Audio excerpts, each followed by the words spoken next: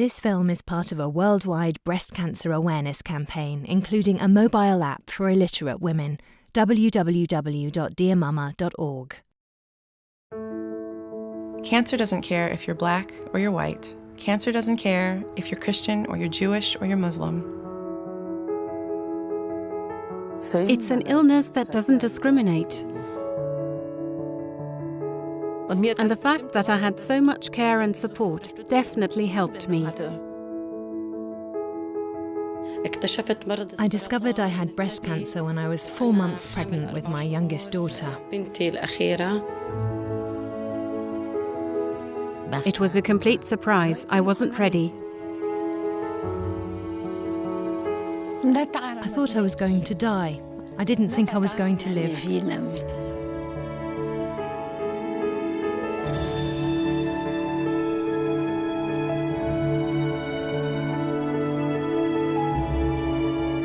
This film collects the voices of women living with breast cancer in Africa, the Middle East and Europe.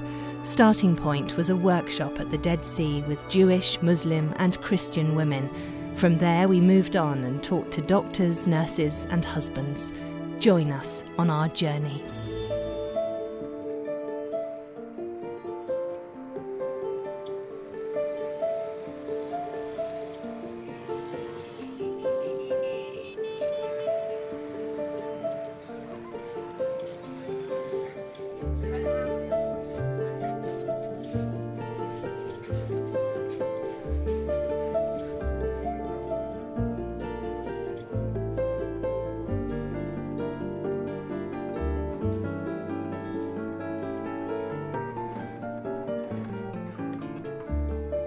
There are indeed a lot of women who come here with signs of breast problems.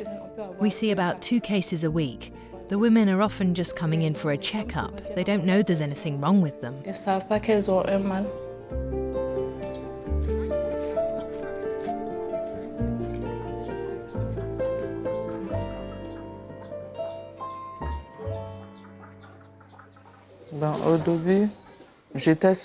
I was taking a shower one day and I felt a lump in my breast. When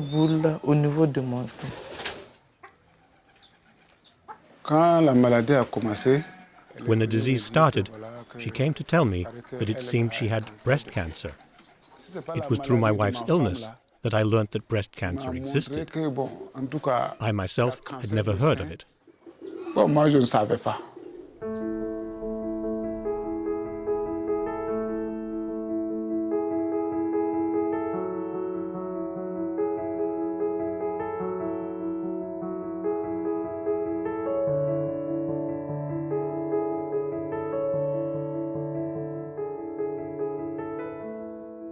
When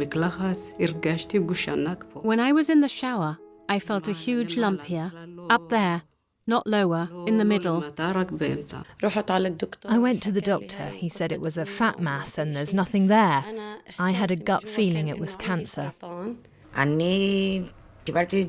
I was diagnosed in 2000, 15 years ago.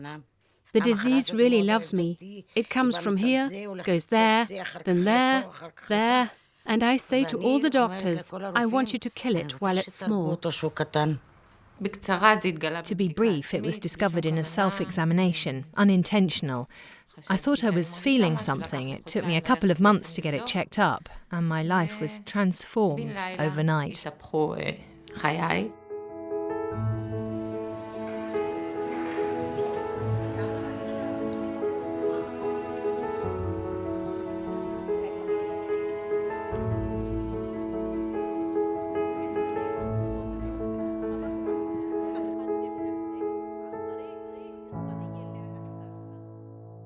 For us, you are heroes. We are just the helpers in all of this.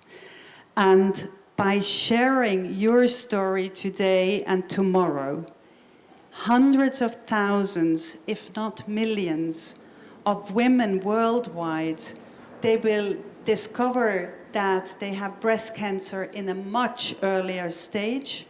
And most important, they will have role models like you so that they see we can talk openly about it. So this was really the starting point of the DearMamma breast cancer awareness campaign. I realized that in the poor countries, women just don't know anything about breast cancer, particularly illiterate women or very poor women. They have no clue that it is a deadly disease if it is not being treated. I chose a white hat because, first of all, I'm optimistic in nature. Furthermore, it has a wide brim, which symbolizes the wide shoulders we need to develop with this disease. The hat reminded me of a journey. It's the colour of a safari hat, and it has... A journey is also a meeting place, a place for meeting people so they can talk, exchange information, so that they can strengthen each other. I think one of our goals today is to strengthen each other and tell our stories. If I could call my fellow women all over the world, so I would encourage them, first of all, to overcome shame. To overcome shame when it relates to being examined by somebody else. Overcome shame of sharing the story, first of all, with a caregiver, because we know that the success rate depends on early diagnosis.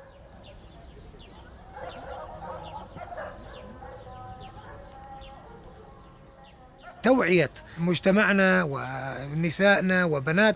diagnosis of the disease is a protection to get treatment.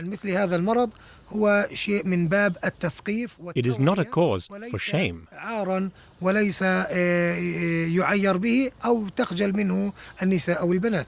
Early detection is the secret for cure. If we are late in detection, chances for advanced disease and death increase dramatically. We as Jews believe that every human being was created in God's image and has received a body and a soul that is of tremendous value. Therefore, the Holy Torah, our Bible, teaches us that we are obligated to care about our own bodies, as is written, "Venishmartem me'od lenafshotechem," you shall take great care to preserve your life. Cancer is initially seen as a crab. Crabs are animals that move around everywhere. When cancer is located in an organ and is not treated, its natural evolution is first to invade the organ in which it formed before spreading to other organs in the body.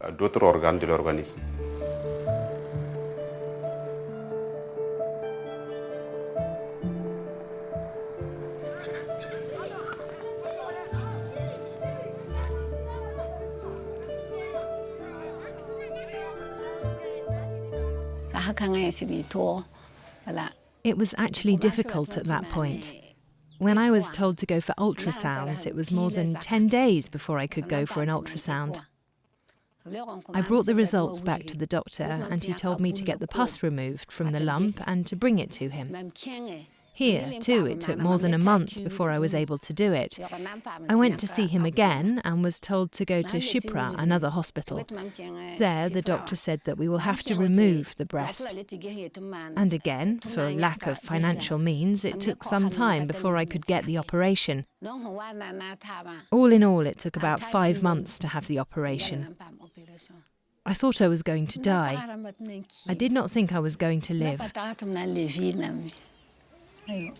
The question no doctor wants to answer is, am I going to die? That's the question we often hear. And the problem with the women here is that if they think they're going to die from their breast cancer, they won't come back again. They'll leave and tell themselves that it's all over, so they won't come back for treatment. But we carefully explain to them that while it's a serious illness, it's an illness that can be treated. There are essentially 3 types of treatment: surgery, chemotherapy, and radiotherapy. There are other treatments known as targeted therapy that richer, better organized countries use, but which we do not have access to. It's very important to know that the treatment is usually not just surgery or just chemotherapy or radiation therapy. It's usually a combination of different modalities. Today, the aim of our treatment is to try to treat as simple as possible. I encourage patients to ask specific questions to understand their illness, because if they themselves understand the disease, they can be a source of information to those around them. Neighbors, acquaintances, they all will give their support. Even if it isn't financial support, moral support, encouragement, advice, all this helps a lot to live with the disease. No, there's no fear. It must be made clear where everyone stands. Of course, I informed my husband. When I had to go for the operation, I informed the neighbours, the members of the choir in which I sing.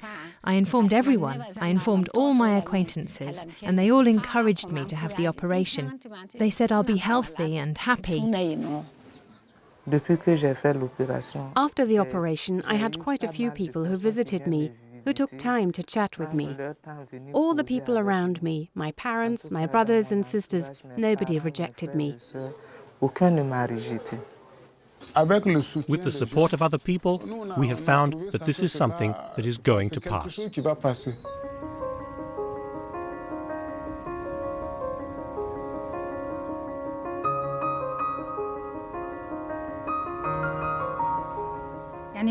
No one knew about my disease besides my family members at home, my husband and my children.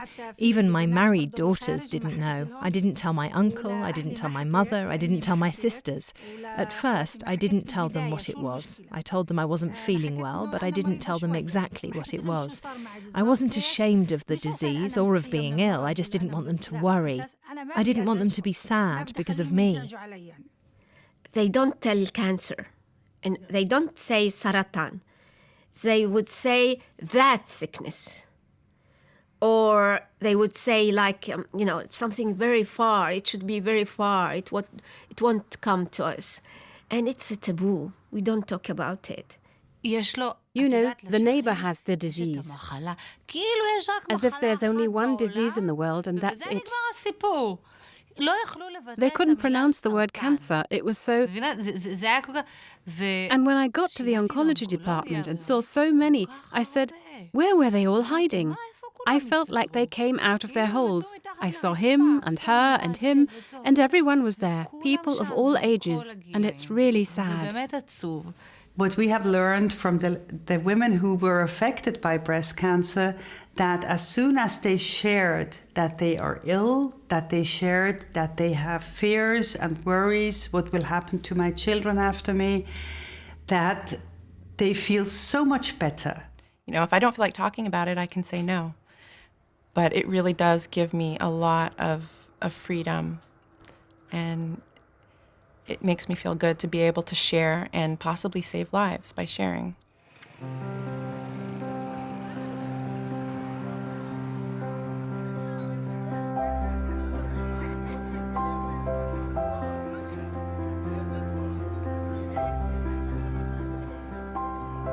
Every woman should examine herself, not daily, but every few days, every week, every month at least.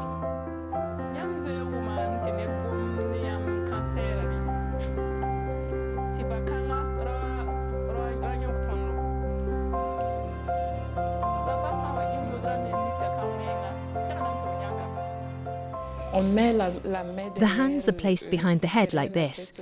Then we try and feel the quadrants. We divide the breast into 4 parts and feel each quadrant to check for any lumps. Then the arm is put like this, so we can feel for any problems. All I can do is tell my friends and the ones close to them to check their breasts regularly, and if they feel a knot, to go to the hospital.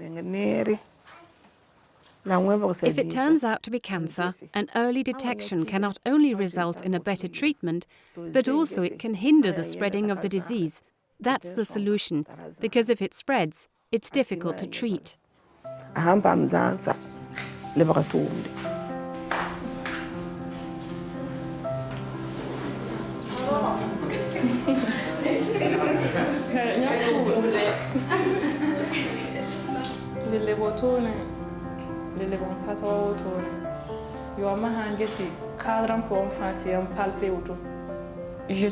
I make the women aware of the fact that they can be looked after here. Breast cancer is something that needs to be prevented at home, even elsewhere. I tell all female friends to check themselves because it's an illness that's not easy to treat. But the real thing is really that women don't care enough about themselves. They care for their children, they care for their husbands, for the whole family, but not for themselves. And that is a major mistake.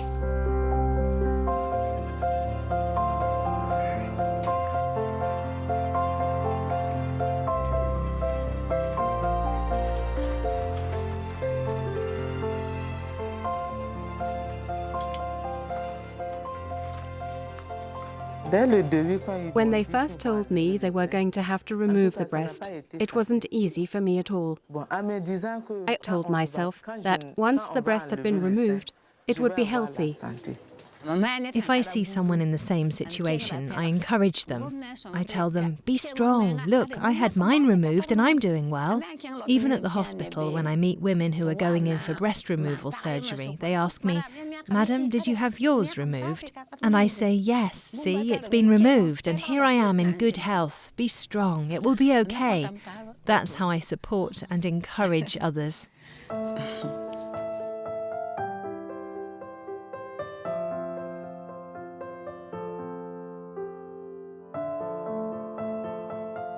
I found it myself, even though I certainly never checked myself regularly.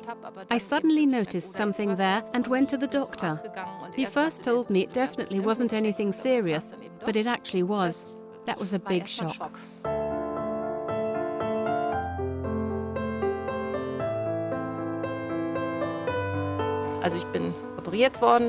I then underwent breast-preserving surgery, had radiation therapy, and was then firmly convinced it wouldn't come back. But after 4.5 years, it did. And my case was such that the second time around, the breast had to be removed. That was also initially scary, of course.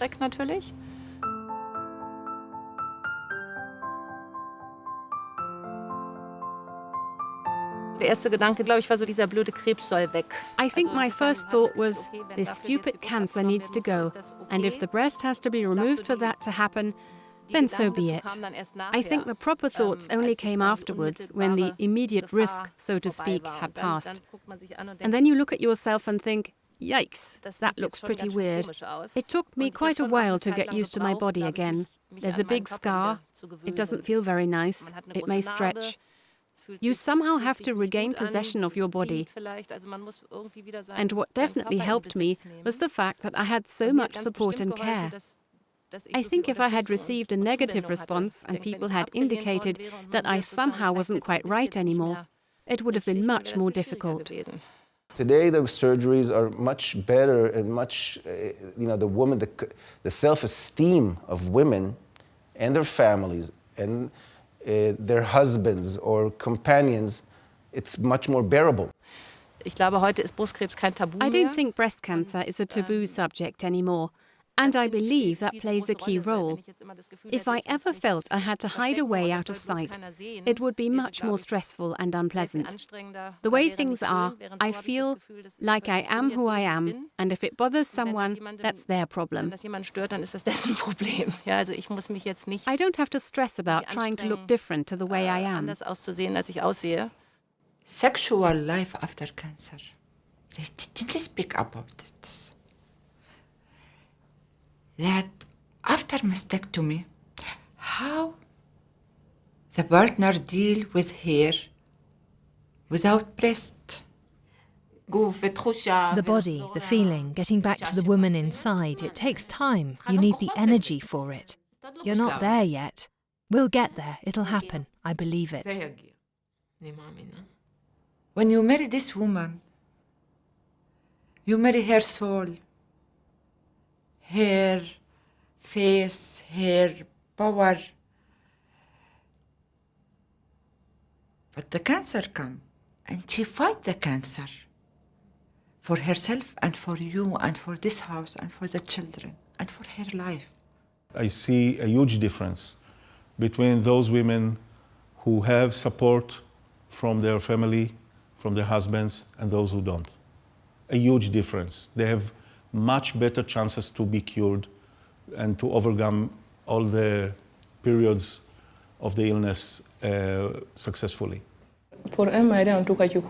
Men need to understand that their wife's illness is usually their illness too, and that they need to support her financially, morally, in every way.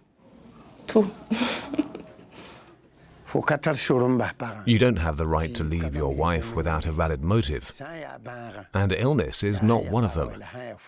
That's because it's the wife who is sick.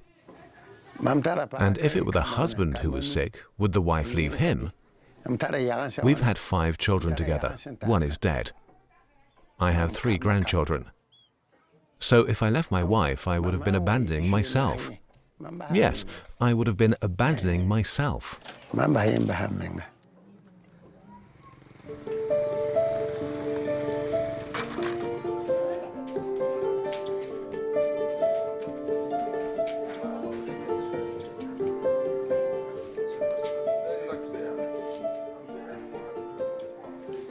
I see that.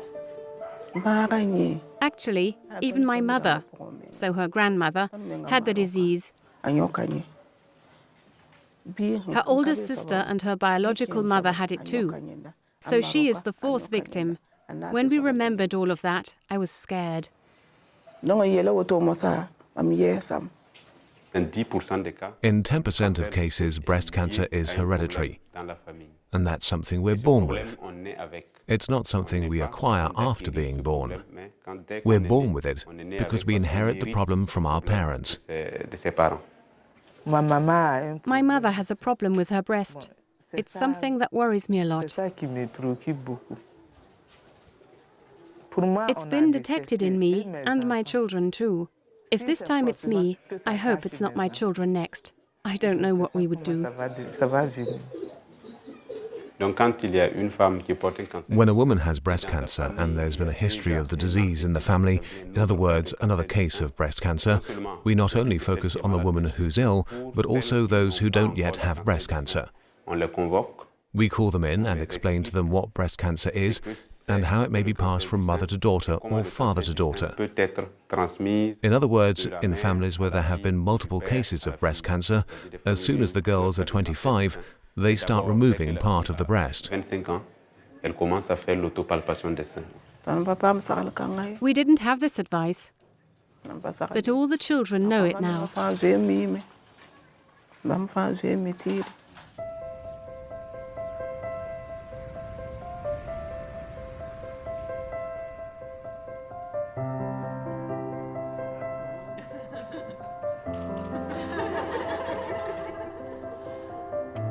There is an international language between the women they fight cancer. They have body language. Each of them, she know what the other feel. Breast cancer, it just doesn't discriminate. It becomes a great equalizer. And I see this phenomenon in the waiting room of my department. There are women of means, there are women who are poor. There are women of an Arab background, there are Jewish women. There are multiple languages that are spoken there. But the common language that we're aware of is a language of fear. No one wants to be there, but they are there.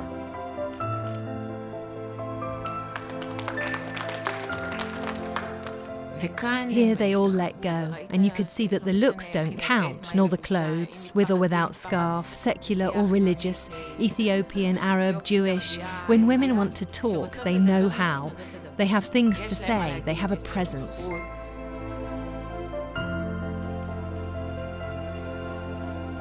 So maybe cancer isn't such a curse. Maybe cancer isn't so evil. Maybe there is a true blessing in this terrible disease that can kill, but it can also bring us together.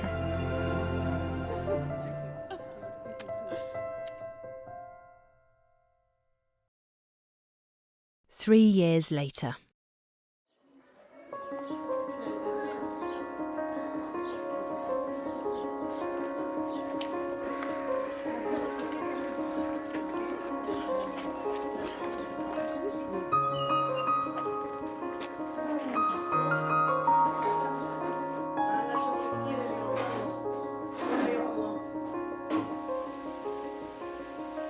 I give these words of advice to all women suffering from breast cancer, or in general, any other types of cancer. Do not give in to the illness or stop living. Because I'm living proof for them, and I love to tell them about it so they can look at me and see where I was before and where I am now.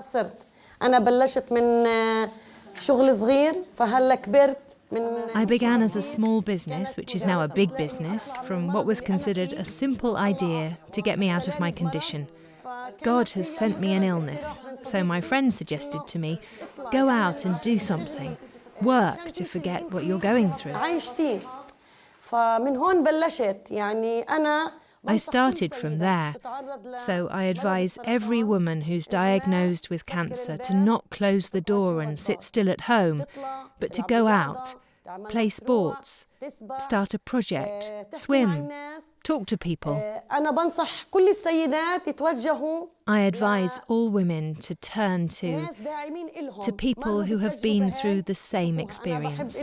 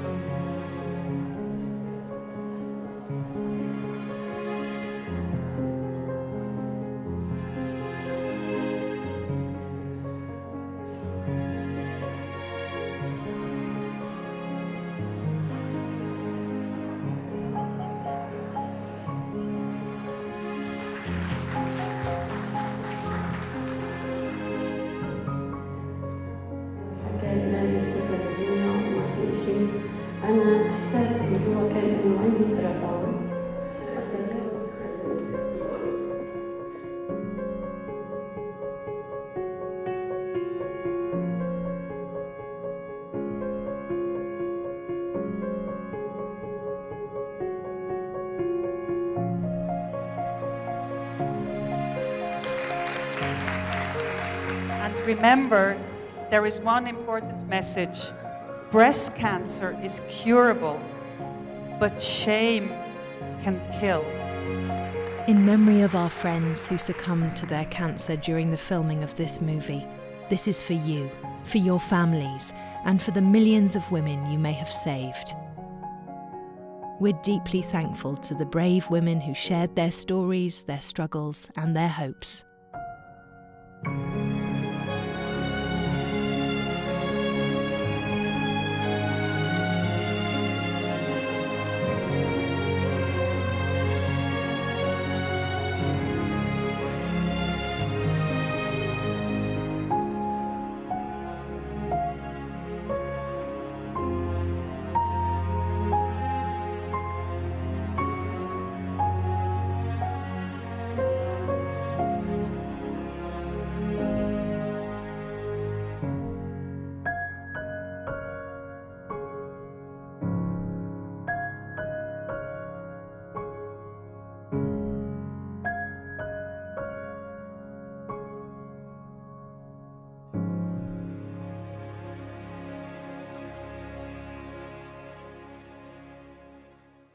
Basic and reliable information about breast cancer awareness and self-detection, free with our DearMamma app, available in multiple languages and for the first time for illiterate women.